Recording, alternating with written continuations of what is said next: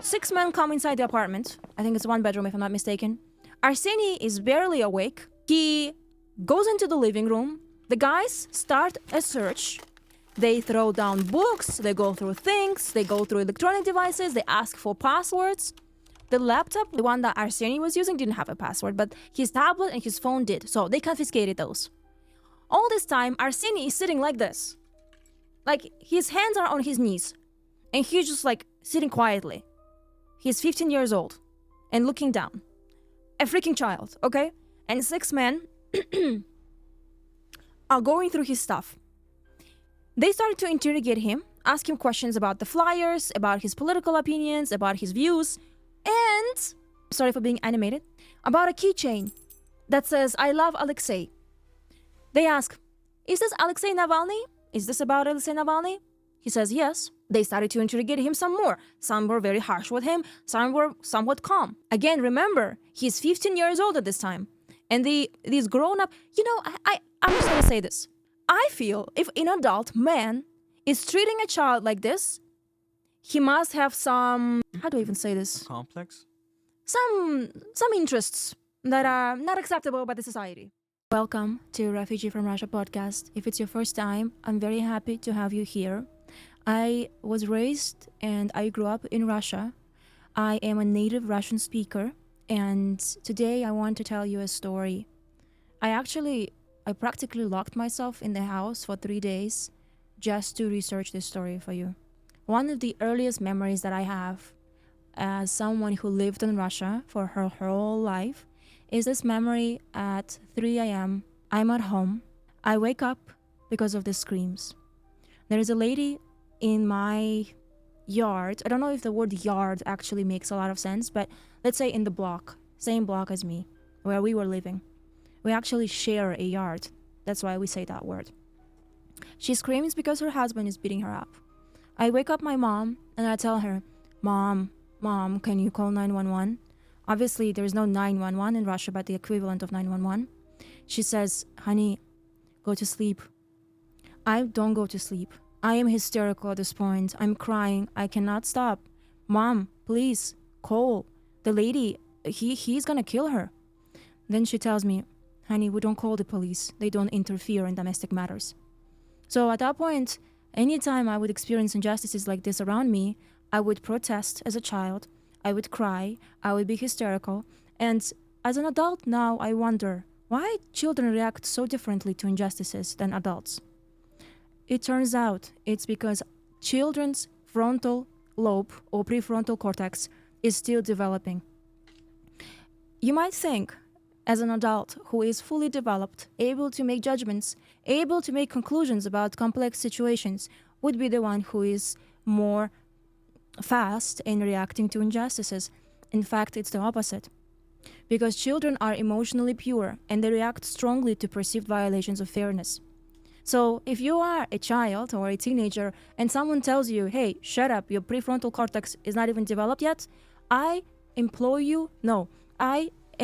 you to tell them, yours is, but what's the use? The story that I will tell you today is about a child who reminds me so much about me. Is a love child. His mom is Russian. His father is Arab. They met actually in UAE. That's where he was born. They're not together. The reason being, the father's parents said, the woman you picked, she's not Muslim. We don't want her. As someone who is Muslim, I want to say, since when this is an issue? Since when for a Muslim man not marrying a non-Muslim woman is an issue? Also, how is it okay to sleep with someone but it's not okay to marry them because they have different religions? I'm just saying. So they are not together. So this woman, her name is Irina, she moves to Russia to raise her child, and he's raised by her, his grandma, and his grandparents, his granddad. Little did she know that at the age of 15, this child will be the youngest child in the entire country of Russia in the modern history who is a political prisoner and who is charged with I'll call it a tea lover accusations. Please read between the lines because I cannot say the words, but I hope you understand what I mean by that. What happened Why is a 15-year-old child is on the list of, and I don't know if I can even say the word extremist, I hope I'm not flagged, but why is he on this list at 15 years old? Is it because his father is Muslim and he's practicing Islam? Is it because he's a rebellious teenager who just cannot stop causing trouble? Is it because, as the psychiatric evaluation said, he has behavioral issues? Or can it be that there was something else going on? And also, why is it that after he distributed flyers with Putin's face on it that is crossed, FSB knocked on his door? This is the story of the youngest tea lover in Russia. Do you know anything about Russian artists and songs? I've heard a little bit, but not really. Anyone specific comes to mind? No. Not really. You know, there's this song that is used often in reels. It's I cannot even tell you the name. Regardless, some songs that you might not know the authors, they are by Russian artists. And they're used often in TikTok. There is actually one song that is also used sometimes, and the song is by these two artists, Artik and Asti. It's called Girl Dance. The lyrics go like this. His number's blocked, banned on Instagram, clearly not the one sent by God. In the soul, it's winter, snow covering all, no sleep tonight, but it's just to spite him after all. End quote. This song received over 210 million views on YouTube. But there is a but. This song is not allowed to be sang at concerts, radio, television, corporate events, as well as used as a soundtrack to movies. Can you guess why? No. I will tell you because it's hard, I think, for anyone to guess why. Because of the word Instagram. What? Yes. In March of 2022, Instagram and Facebook is on the list of extremist organizations in Russia. Wow. That's insane. So, in a hearing that took place in 2022, like I said, in March, the prosecutor who was reviewing this case, the case of Meta, said the following: the activities of Meta in Russia must be terminated. Meta has actively legalized hate speech on its platform and holds a special position that stands above the law and acceptable norms. He also says Meta creates an alternative reality for users, fostering aggression towards Russians, and the company essentially becomes a political tool serving the interests of its country or region. End quote.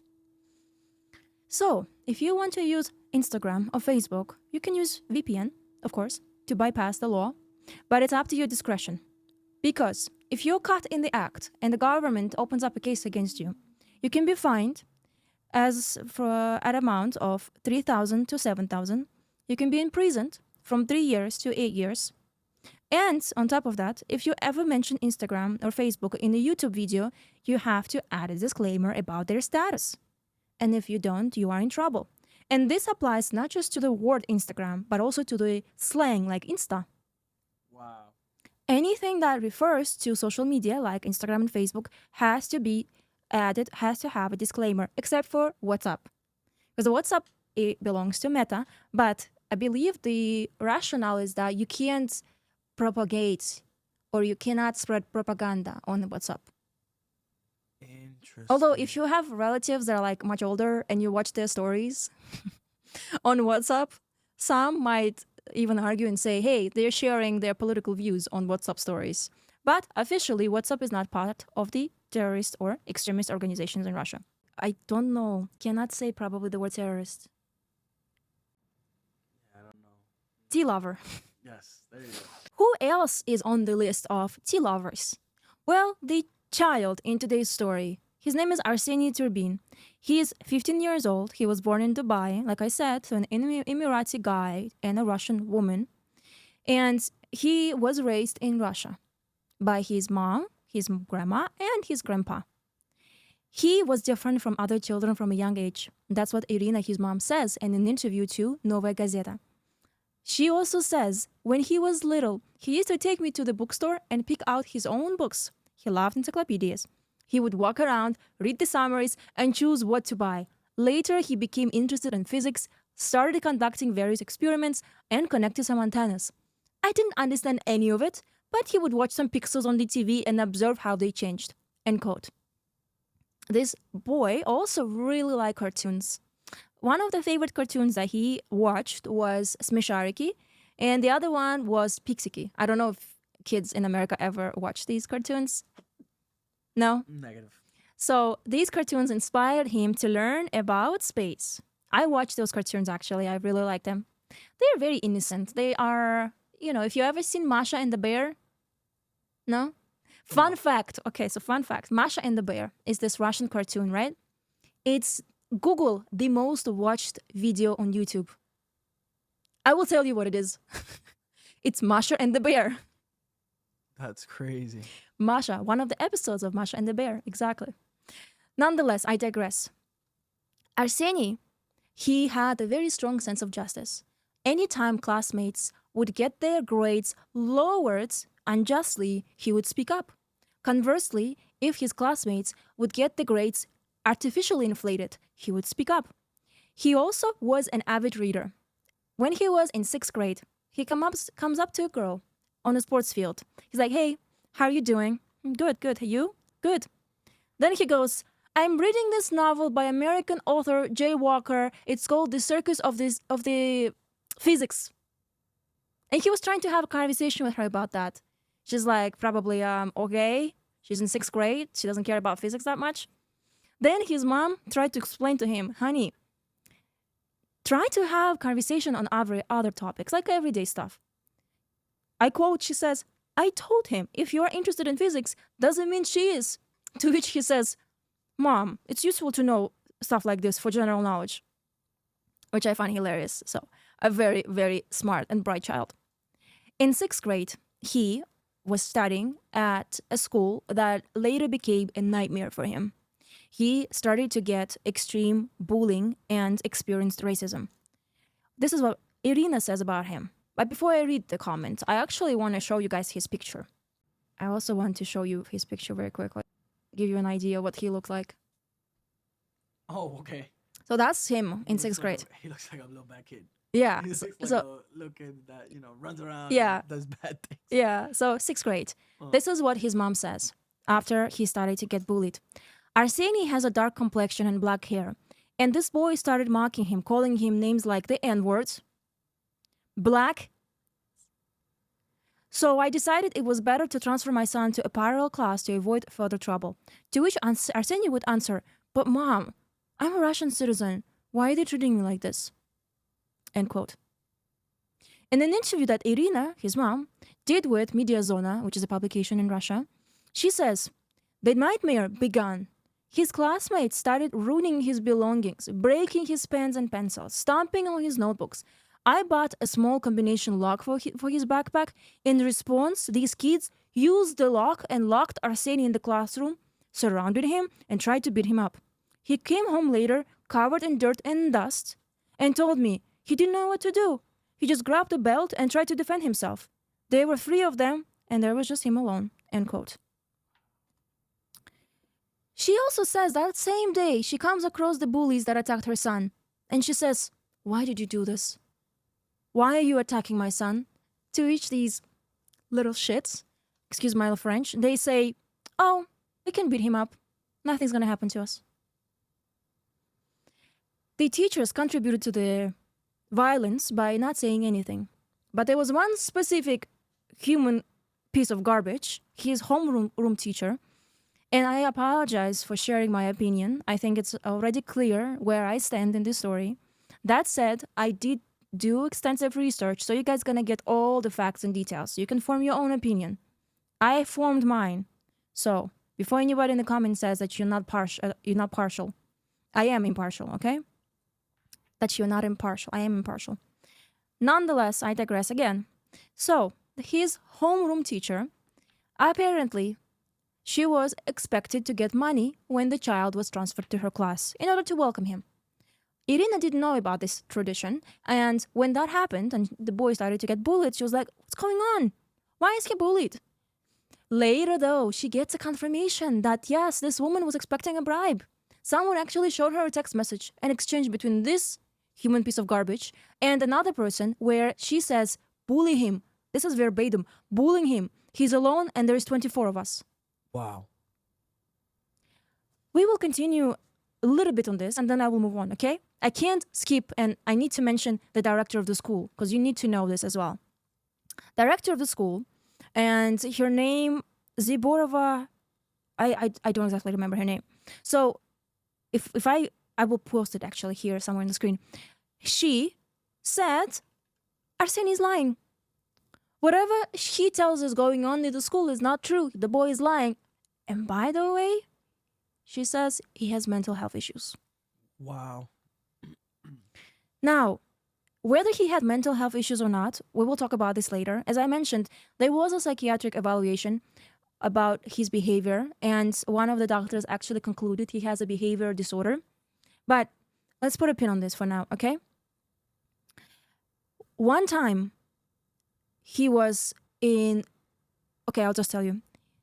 One time, he was so severely beaten that he was sick for over a month.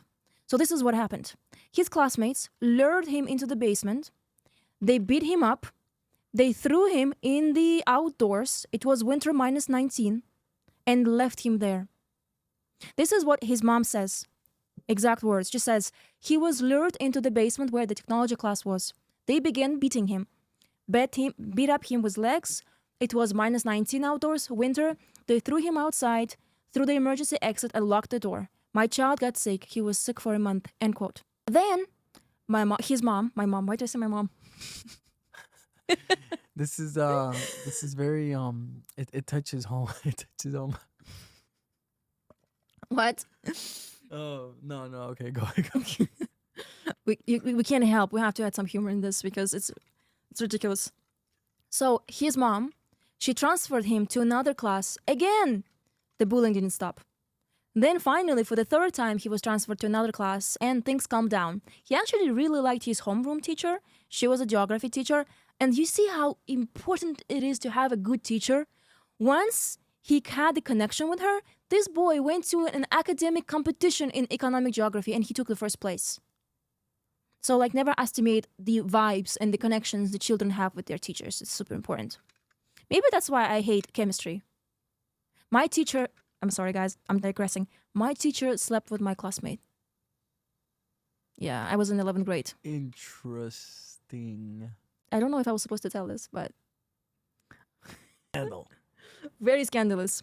The beatings, the injustice, the stress that he was going through really started to change him on the inside. At this time, in Russian schools, a new class was introduced. The literal translation of this class is conversations about important, or conversation about what matters. These lessons have been introduced around the same time as the war in Ukraine has started.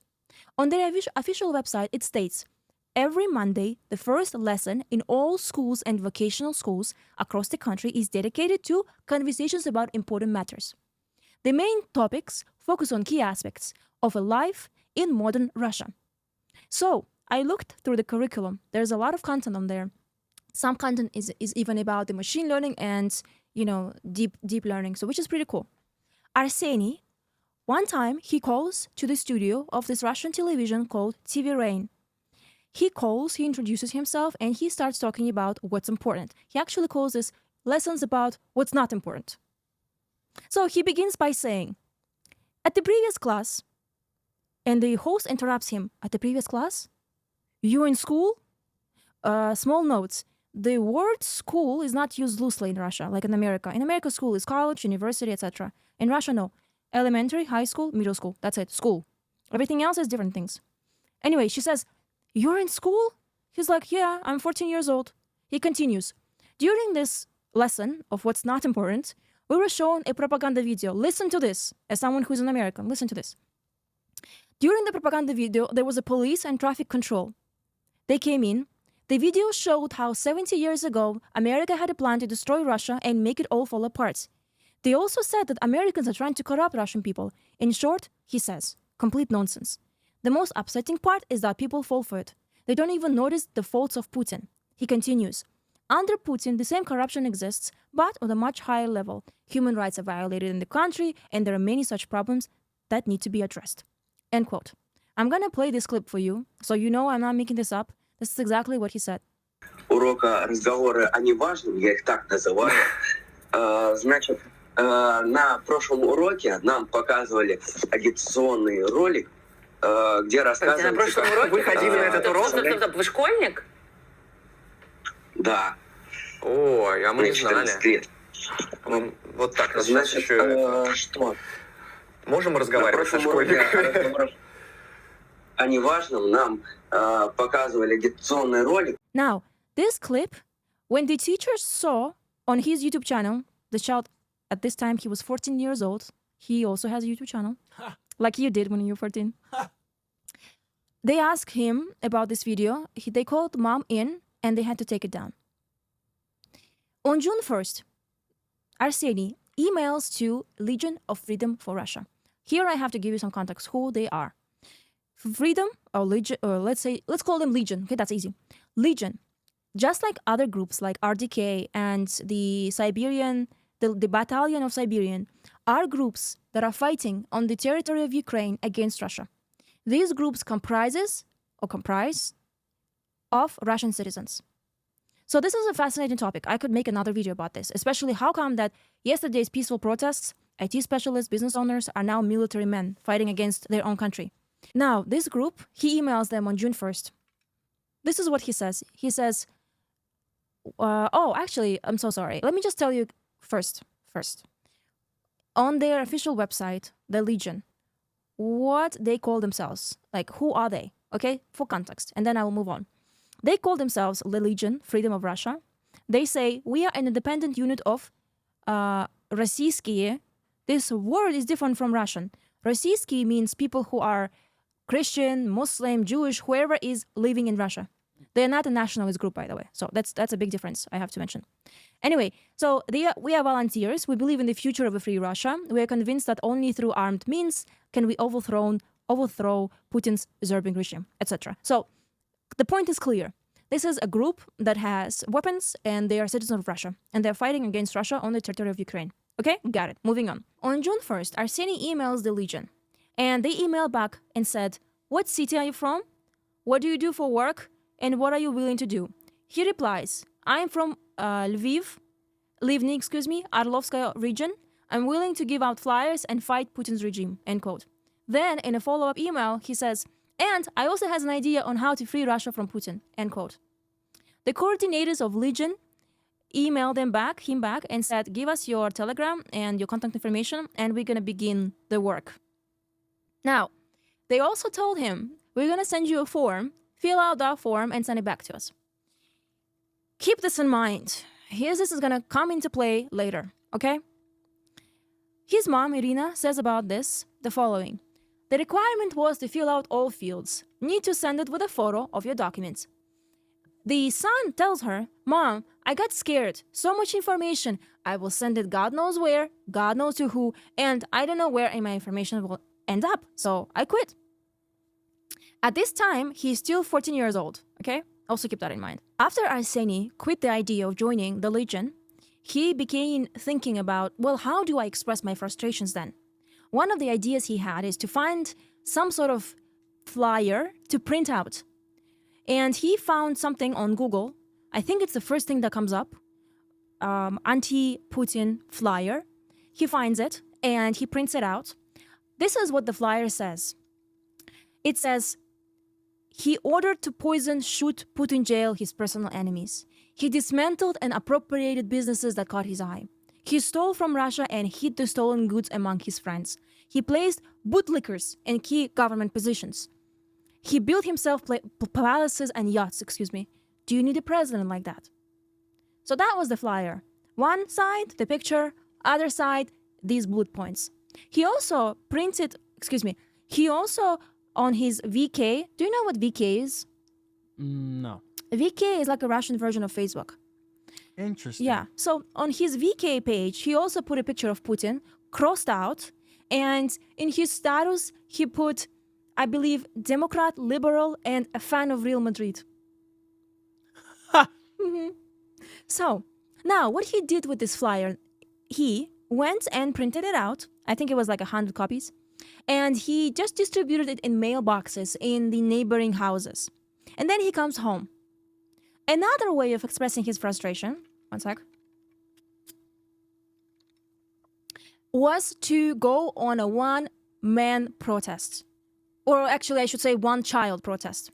So he records himself as he is standing on the city center with I can't speak English, I'm gonna show some fingers so you know what I'm saying, 3 flyers, okay, the size of A4, okay, you know what that means, A4? Am I saying the right things? Okay, great.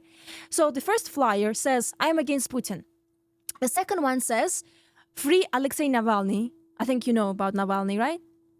No. So he was the leader of the Russian opposition. He got killed. And the last flyer says, free all political prisoners. Little did he know, he was going to be one of those political prisoners soon. On August 29th, FSB came to Arseny's house. By the way, this is an interesting misconception. People think that FSB is like the FBI. It actually is not. As this doctor, who is also a lecturer at Brunel University of London, puts it, he says, I think his name is, I see it, Kevin Richel? I'm sorry, Kevin. I'm doing my best here. He says, it combines in one organization the security, law enforcement, counterintelligence, border control, and what else? That's it. Intelligence powers.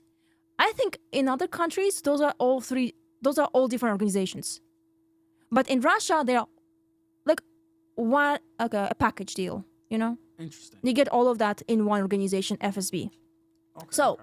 they barge into his apartment, 6 men, okay? The mom goes to his bedroom and says, Arseny, wake up. Arseny, there's people here. So I have to tell you this, but please try to picture it with me, okay? 6 men come inside the apartment. I think it's 1 bedroom if I'm not mistaken. Arseny is barely awake. He goes into the living room. The guys start a search. They throw down books. They go through things. They go through electronic devices. They ask for passwords. The laptop where the one that Arseny was using didn't have a password, but his tablet and his phone did. So they confiscated those. All this time, Arseny is sitting like this.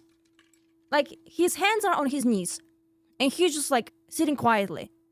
He's 15 years old and looking down. A freaking child, okay? And 6 men are going through his stuff. They started to interrogate him, ask him questions about the flyers, about his political opinions, about his views, and, I'm sorry for being animated, about a keychain that says, I love Alexei. They ask, is this Alexei Navalny? Is this about Alexei Navalny? He says, yes. Basically, they got somewhat pissed that he has this keychain that has the name of the political opposition leader. They started to interrogate him some more. Some were very harsh with him. Some were somewhat calm. Again, remember, he's 15 years old at this time. And these grown-up, I'm just going to say this. I feel if an adult man is treating a child like this, he must have some, how do I even say this? Complex? Some interests that are not acceptable by the society. Interesting. Yeah. Because I do not believe that any grown-up in any right state of mind would treat a child this way. But I digress. Maybe we can talk about this later, okay? The next day, they called the mom and said, hey, you have to come for another interrogation to our office. Let's go.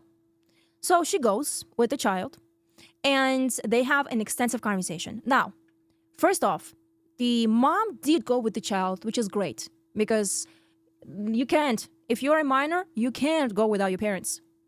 But one thing I realized as I was going through the interrogation materials, the mom didn't know she had rights.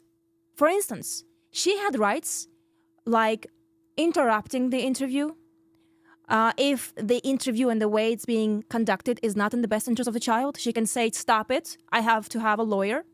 She could also say, he's not answering these questions if she believes these questions are coercive. The only time she actually interrupted, and I think it's out of fear, when the child was asked, so Are the military actions in Ukraine justified or not? Which side of the conflict are you on? He says, are we talking strictly in terms of fairness? The guy says, yes. By the way, in the records, there are no names of these people, so we don't know our heroes. We just know that it's M1 and M2.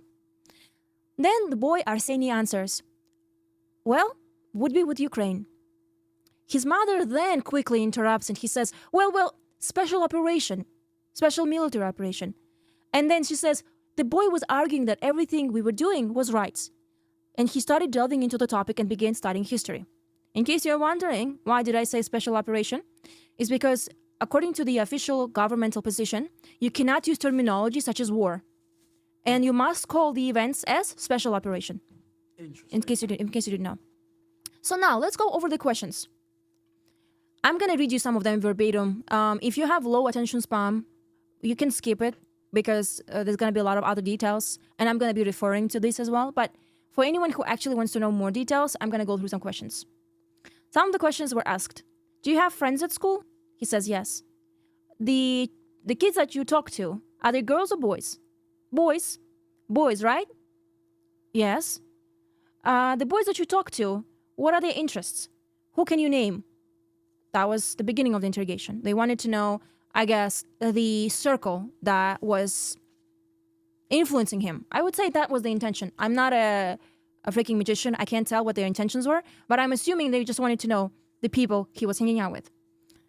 The next questions that were asked about the Legion. Remember I mentioned the Legion, the group that is fighting on the territory of Ukraine? Yeah.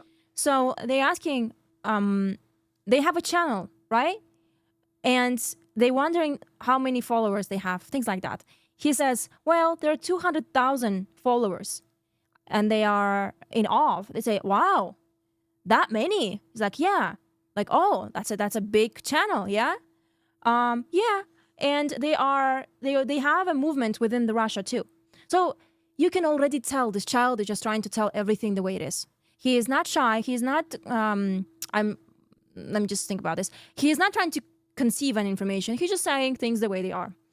Then they're asking, what do you need to do in order to be participating in these groups? And this line of questioning was on and on and on. Essentially, a lot of the ways that they were asking him questions wanted to get a specific answer. They wanted to know, did he participate in any actions that were coordinated by the Legion? And if so, what were those actions? So here, let's go back to the form that the Legion said to download and to send to them. He honestly says, look, I did download the form, I filled it out, but I never sent it. Because I didn't know who I'm sending it to. And there was way too much information, so I quit. And instead, I decided to print out some flyers, and I decided to do a one-child protest. All great, okay? They finished this interrogation that lasted for 2 hours. This interrogation has a video and audio recording. However, this audio recording was only transcribed 2 years after the interview took place. This is an important fact, so please keep it in mind. We'll come back to this. While the interrogation was going on, of course, there was a person who was taking the reports, and once it was done, they asked, hey, can you sign the reports? Arseny, the thorough child that he was, he looks through the report, and he sees a typo. He's like, my last name isn't correct. Can you please change my last name? Like, oh, sure. They even praised him for this attentiveness. They go back, they change the last name, he looks again, he's like, oh, my last name on the other page also needs to be changed. They say, oh, fine. Oh, I'm sorry. We can't print it out here. We're actually going to send this to the other printer in the other room because this printer doesn't work, okay? He comes back with another corrected version. He looks at the last names and he says, okay, yeah, looks good. He signs it. And his mom too. On September 5th, so 6 days after this interrogation, at 7:50 a.m., he was on the way to school. His mom has a tradition. Every time he goes to school, she just goes on the balcony and she waves at her son. As she was doing that, a car pulls up to Arseny with 2 people coming out of it. One was an FSB agent, the other one was an investigator. She starts screaming from the balcony, what are you doing? They grab Arseny and they go upstairs to their apartment. They open up the door and they say that he's being charged. This is what Irina describes happened. She says, I immediately understood. One of them was an FSB agent. The other one was with a folder. They brought him home, entered with their ID, and said, "A criminal case has been initiated against your son, Arseniy Turbin, under such and such article." What article, you might ask? Article 205.5 for participation in a tea-lover organization. According to the investigation in the spring of 2023, the 8th grader, and I read to you verbatim, systematically viewed informational materials dedicated to the activities of opposing political figures who oppose the actions of the government authorities of the Russian Federation, as well as a decision made on February 24th, 2022 by the Russian President Vladimir Vladimirovich Putin to conduct a special operation. They then did another search in the house, and after that, they grabbed the child and they say, "Well, we have to go now." And mom as well. She says, "When they were taking Arseny and me to the investigator, I was hysterical. I was crying and shouting at them, 'Are you out of your minds? What are you doing? Why are you treating a child like this? Couldn't you have just come and talked to him? He would have stopped everything on his own. He had already stopped running his Telegram channel.'" Oh, by the way, I forgot to mention. He created a Telegram channel called Free Russia, and he had 5 followers. Then, when she begins to refuse the arrest, the investigator says, "If you stop us from taking Arseny, we'll have to use force." So they go together to the station with the law enforcement. As they do that, the son actually tries to calm down his mom.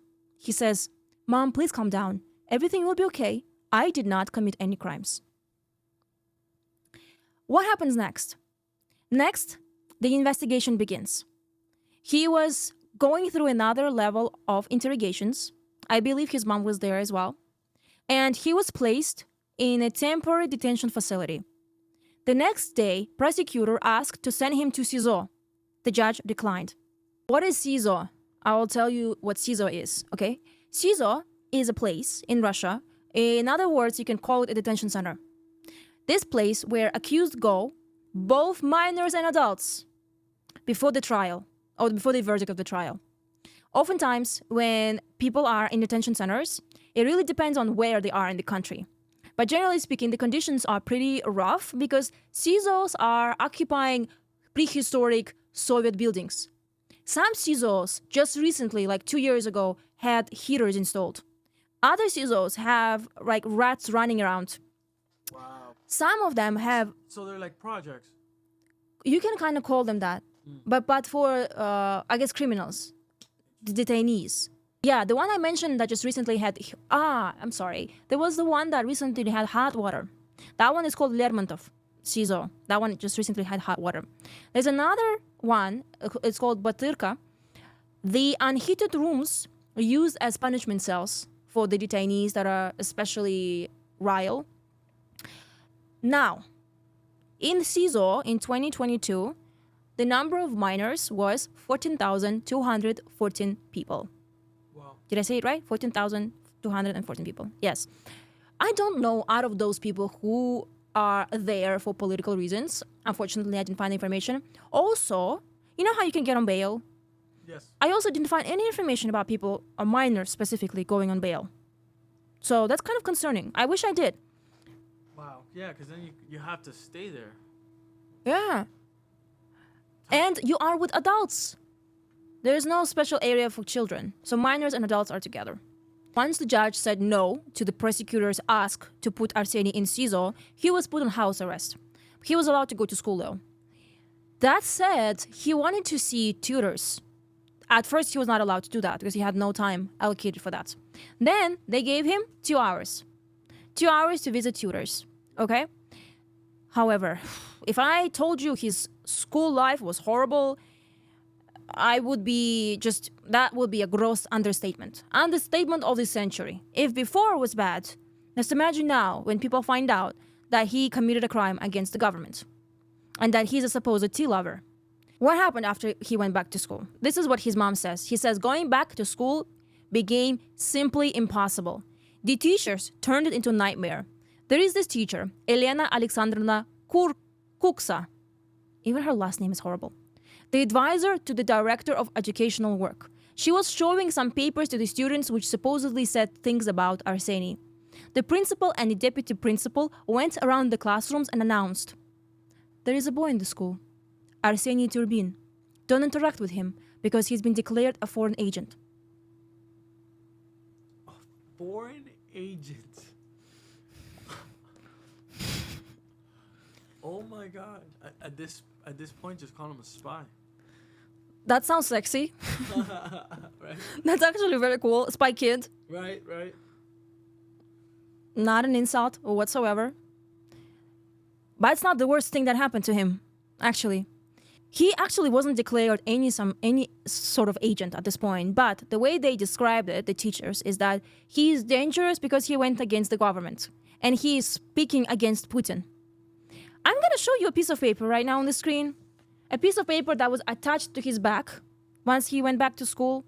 I'm gonna translate to you what it said. Ready? I can't say some of these words because they are horrible. Okay, this is what it says. White N-word at the heading. In the center, it says the chief of Uzbeks N-word. Then it says sub-Chinese N-word. And then it says albinos N-word. Just covered all the races. Oh my God. Covered all the bases. Wow. Everyone. White people, albinos, Chinese people, Uzbeks, Central Asians. I am speechless. Though, thank God we have this evidence. Somebody took a picture of this piece of paper. We have, I guess, an insight into what was going on in his school at that time. On November 28th, a group of boys ambushed Arseny as he was leaving the school. They knocked him on the ground and they began beating him. They also tried to cover him with snow because it was November. He was able to run away and he was begging for help. He entered in one of the buildings that was on his way, knocked on all the doors until two women opened the doors and saved the boy. Wow. From that moment, she had to take him out of school and he was homeschooled. Remember I said he has a status on his social media that says, "I'm a fan of Real Madrid." So he loved to play soccer. He would go outside and play soccer with his friends. At this time, some of his friends are still talking to him and, somewhat communicating. And unfortunately, when people found out in the playground that this is what's going on, one of the fathers of the kids who was playing soccer with him, he actually chased him away. He didn't want his child to play with him. Irina, his mom, also had some issues at work. People were saying, "You raised a tea lover, that's your fault, that's your upbringing," etc., etc. The children, however, who I mentioned, who used to be his friends, turned against him. And here where I have a lot of empathy towards these kids, I can't fully blame them, because when investigators started talking to him, to the friends of Arseny, those couple of boys, they promised them good grades if they were to cooperate. And remember, those kids were just 15 years old. So I don't expect them to have the moral strength to go against the investigators. So yeah, they did. They said, basically did a character assassination. Said that he was anti-government, anti-the president, anti the war, things like that. A lot of people say to Irina, his mom, "Hey, don't worry. If he's innocent, he's gonna be acquitted." To which she smiles and she says, "I wouldn't wish this on anyone, but if you ever have to deal with the system, you will understand how it works." And great. His 9th grade now is approaching. He is about to finish his 9th grade. I think in Russia you have exams, if I'm not mistaken, in 9th grade. So he was preparing for those exams. He was basically just studying at home all this time. And he comes across one of the boys that ratted him out as he was on his walk allowed by the courts. And the boy comes up to him and tries to shake his hand. But my son, Irina says, keeps his hand behind his back and says, "I'm not shaking your hand." Good. Don't shake. I don't want to say anything bad. But I want to now cover the court case because this is the most important part here. It gives you a lot of interesting information about what took place. Remember I told you about the protocol that was written down after the very first interrogation. Okay, you remember, right? When the interrogation was completed, there was a report which was signed. Little did Irina know, When they went back into another room to print it out, the report was continuing to get edited. The reports with the information that states Arseny admits that he joined the Legion and that he was performing actions on their behalf, which is not exactly what he said in an interview. In an interview, he says, yes, I thought about joining them, I filled out the form, but I never sent the form. And the flyers that I printed out were not given to me by the Legion. It's the flyers I found when I did Google search. We still, at this point, don't have the official transcript, the audio. We don't have it yet. The report, however, becomes the foundation of the criminal case against him. Again, to remind you, in this report that was corrected multiple times, the main evidence is that Arseny says he joins the Legion and that he was acting on their behalf. So basically, this is a proof of intent in their eyes, and it's used as the foundational evidence needed for the court case. The lead investigator on this case, the initial investigator, once time passes and he gets access to the transcript, he starts listening to it. Remember, 2 hours, right? He listened through the entire thing. Then he looked at the reports. He's like, something's not adding up. He realizes that he never says that I actually joined the Legion. So the investigator says, I'm quitting this case. But things did not end here. Despite the investigator's willingness to end the case was transferred to another person, to another investigator. Okay, so our hero's name, the next investigator, is Irina Simonova. I'm gonna put a picture on her so you know how she looks like. So this wonderful lady has 7 years of experience working in the criminal system, and she has extensive experience putting behind bars tea lovers, including the witnesses, how do you call them? Jehovah's Witnesses, yes. You know about them. They're also tea lovers in Russia. And this woman has experience putting them behind bars. So very successful young lady. Now, she takes on Arseny's case. She goes through it. She reviews it thoroughly, letter after letter, word after word. I think she had a couple of sleepless nights just reading and reading and reading until she comes up with a character report on Arseny. She says, he is categorized as impulsive, prone to aggression, and violates norms and rules of behavior in class. His mother does not take measures, justifying this by his individuality. End quote. The next part actually scares me. Arseny's case, I get my blood boils when I say this.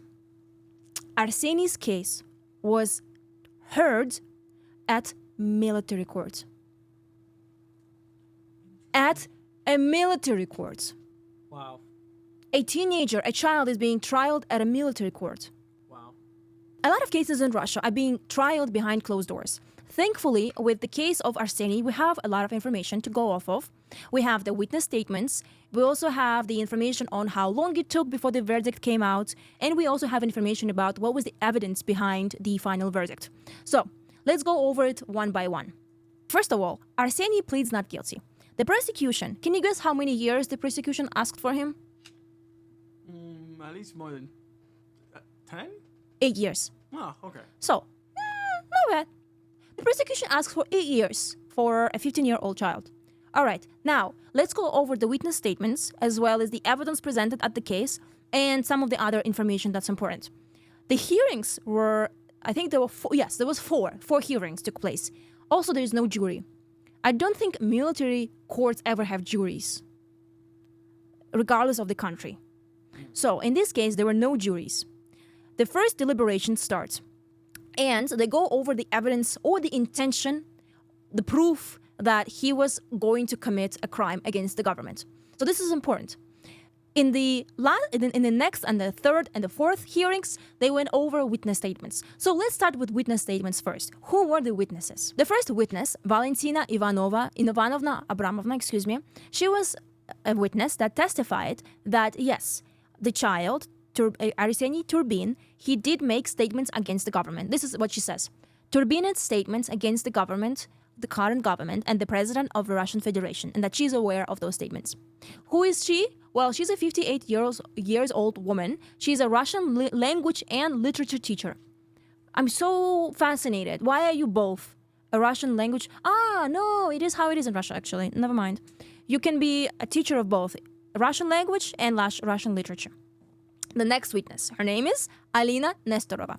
This woman taught social studies and English at the same time. She worked as a tutor, and she, in the court hearing, she says the defendant made statements in social studies class that discredited the current government and the president of the Russian Federation. Now, they also invited on stand his former classmates. I don't want to name the names of the classmates because they're just children. And they testified the following. Turbin regularly spoke out at school against the government, the president, and the special military operation, end quote. There was another teenager, I'm not going to say his name, who also testified. He says he filmed this teenager. He helped film Turbin's distributing flyers. So basically, when he was doing this, he asked his friend to help him film so he can add to his channel or to his YouTube channel, Telegram channel, YouTube channel. Now, some of the classmates also testified that Arseny was a neo-Nazi and that he supported Nazis. The reason why is because one of the organizations that I believe he posted about or was a moderator in the Telegram channel is a neo-Nazi organization. Now, the conversations that he himself had with his friend about this famous neo-Nazi in Russia, Tisak, Maxim Tisak, actually tell us the opposite. In a conversation with him, in a childlike manner, when he was asked about Tisak, he says, Tisak, the direct word is dodik. In English, it can be translated as, a slang for loser, right? So he just says, he's a loser. And then he adds that Arseny says, I am liberal, and I'm not a neo-Nazi like him, end quote. Okay, so we have the witness statements, we have the evidence, we have the foundation of why he was charged. The next is court's, deliberations. Court takes into account some of the, factors that can minimize his sentence. For example, his age, and the fact that he grew up and he was raised by a single mother, and also the fact that he voluntarily provided all of the information as well as the passwords to his devices. Because he acted against the government, the court could not ignore, direct quote, degree of social danger, and also impossibility of his correction without serving a real sentence. On June 20th, after 3 hours of solo deliberation, again I said no jury, they came to a verdict. 5 years in the Juvenile Correctional Facility. Wow. Man.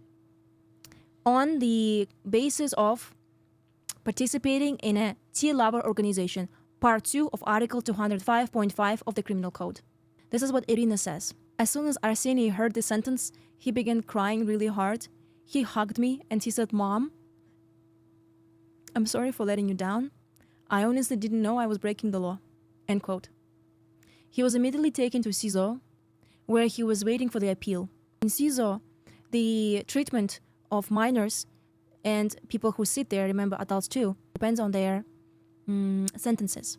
If you are sitting there for a murder versus a crime against the government, you get different treatments. If someone is sitting there for a murder, they are entitled to, I believe, 3 short visits in a year and 2 long visits. If you're there for a crime against the government, you have to fight for every single visit that you're entitled to. In a lot of cases, you can only get 2 visits a year. So immediately after the trial, his mom filed for an appeal, but on November 7, the appellate court upheld the sentence. At this time, it was November, right? He weighed 52 kilograms, which is 114 pounds. He lost 17 kilograms in the span of 2 months. One of the things that really scares me is the fact that anyone who gets a sentence of any kind, but especially a crime committed against the government, their life is ruined completely. There is no law that protects you after you are released for you to be able to get a job or be able to get fair opportunities. So for him, because he has this label now, he will struggle tremendously every time he's trying to get a job. And also another thing is, in Russia you have this thing called трудовая книжка. In English it would be a labor book, which is a book that you have to present everywhere you go to get a job. In English, in America you don't have to do that. People don't need to know where you worked exactly, except if you have a LinkedIn profile. But there, to get a job anywhere, you have to present where you worked before. Right. And that knижка, that book, I believe it also tells that you have you served you've been in jail. Another thing that you struggle with a lot is trying to write letters to your loved ones. If you committed a murder, you get to write letters as much as you want. But if you committed a crime against the government, it's actually really hard to get letters. From the moment he was booked till I believe the end of 2024, he was was able to send about 2 to 3 letters. So like I mentioned, he didn't have a lot of visits from his mom because he was not allowed to. But in the very first visits that he did, he told his mom, I'm afraid I'm gonna die soon. And he also mentioned to his mom, and I read to you the quote directly, the situation is like in Nazi Germany in the April of 1945. So another thing is, it was super noisy in his room, in his cell, with a lot of people. And as someone who actually loved to read and cared about what's going on in the world, he wanted to watch the news. But they didn't let him watch the news. They wanted to watch other things. And so they would quarrel about that every now and then. At one point, the mom says, hey, to the people who were taking care of the inmates, can you give him some time, like 2 hours a week or something, so that he can read? Because he loves to read and he wants to read in quiet. There was something that happened. I don't know what it was. But he was placed in a solitary confinement for 7 days. From September 23rd to September 30th. And actually, he liked spending time in solitary confinement because he finally got peace and quiet and he was able to read books. Interesting. I never heard of minors being in solitary confinement. No, it's horrible. It's horrible. Another letter that he was able to write to his mom says a lot about what's going on in the confinement. So I want to read that to you. He says, "Hi, Mom. I'm okay. When I will see you? I want to see you so much. I suggest that we organize a meetup on October 4th. Tomorrow, I will try to call you. Situation is hard. Tonight, after 6 p.m., I was hit on the head with fists 2 times. Situation is really bad, critical. Aziz Bek, this is a boy who was in his room, he hit me and he said that tonight, you know, he uses the words that a child would say. Instead of saying like bad words, like tonight is going to be like F situation, he just says something to minimize. Right. And I don't know, it just sounds so cute because you can tell in the way he's writing Right. that this is a freaking child. And then he says the night is going to be hard, but I will be strong. I already had this experience. On July 15, I also had a hard night, but I was able to, what's the word? How do you say? Выдержал. I was able to hold on, I hang in there rather. And in the morning, the guys that were in my room, they were taken into another room. Me, and he names another 2 boys, we were placed in a room with 4 beds. We were there, 3 of us. It was the best room for me and the best time for me at that time.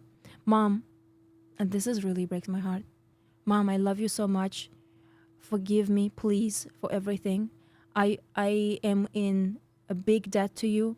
I feel very ashamed for all the inconveniences, for all the pain that I caused you. But a lot of circumstances, unfortunately, are out of my control. Forgive me. He spent his 16th birthday in jail. Wow. I really hope that by sharing his story, it will raise awareness on the case of Arseniy Turbin. If you want to show him support, you can do so. You can write him a letter. I will leave instructions in the description section where you can go on. There's a website where you can actually send him an electronic letter with words of support and words of love. Will he actually get it? He will. I think the letter will be read by the people who work there. I think every letter is being read by the people who work there. So I would suggest not to do anything, not to write anything crazy. Maybe just write about your day. Like just make him feel that he's not alone. Share some fun facts, maybe some jokes, what you saw today, what you ate today. All right, I'm sure in my comment section there are gonna be some special people saying, in America, they would have done the same. Well, look, if anything we learned this year, that America does have issues with free speech, for sure. And it's not the golden child to compare everybody to. However, the burden of proof when it comes to minors is very high here. So simply emailing an organization that's considered a tea lover organization is not enough to charge someone with a tea lover charge. Secondly, the fact that he sent that email has to be accompanied by the intention, all right? The proof of intent. Because that's the most important thing when it comes to committing someone or charging someone with such charge. Distributing flyers and being a one-child protester is not the intent that can put you behind bars on this charge. Plus, the interrogation and the way it was conducted had to have some safeguards. For example, the minors, they had to be advised with the rights. The mom, she had to know what her rights were as well in regards to the minor.